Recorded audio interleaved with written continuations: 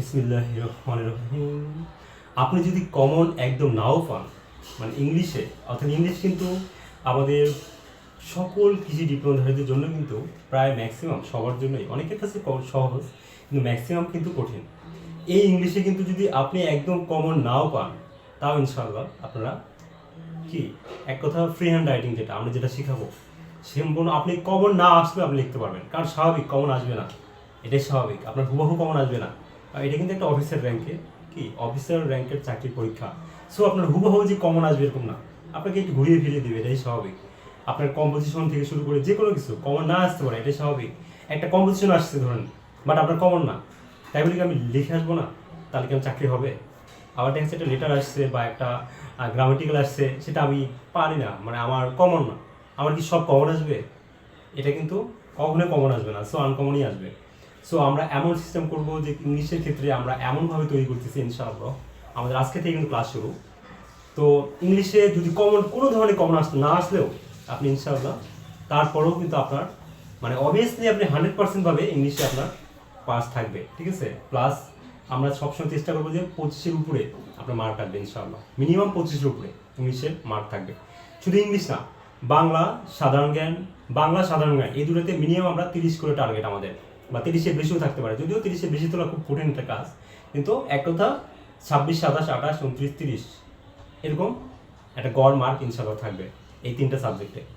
আর এদিকে হচ্ছে আমার কৃষি, যেটা সবচেয়ে স্বপ্নের সাবজেক্ট, যেটা নিয়ে আপনি একটা সারা জীবন আপনি ফসলের কি আপনি একজন ডাক্তার, যেটা নিয়ে আপনার সারা জীবন কর্মক্ষেত্র, সেই কৃষিতে আপনার 80-তে আমরা টার্গেট করবো যে ইনশাআল্লাহ আপনি 80-তে মিনিমাম 60 মার্ক পাবেন, মানে 60 বা 60-এর বেশি ইনশাআল্লাহ করতে পারেন। এর জন্য আমরা শুধু তো কিন্তু আসলে পারলেই কিন্তু হবে না, আমাকে আগে প্রতিটা আমাকে শুধু পড়া পারলেই কিন্তু হবে না, লিখলেই শুধু হবে না, কিন্তু লেখার সবচেয়ে বড় হাতিয়ার হচ্ছে হাতের লেখা। এই হাতের লেখাটা ভালো করার জন্য আমরা A to Z আমাদের সর্বোচ্চ পরিমাণ আমাদের চেষ্টা থাকবে ইনশাআল্লাহ। মানে এক কথা আমাদের লিখিত ব্যাচে যারা থাকবে তারা নিশ্চিত থাকতে পারেন যে 120 মানে 120-এর প্লাস মার্ক থাকবে, মানে 130-এর এক কথা 130 বরাবর বা 30-এর উপরেও মার্ক আপনাদের ইনশাআল্লাহ থাকবে, আমাদের টার্গেট হচ্ছে এরকম।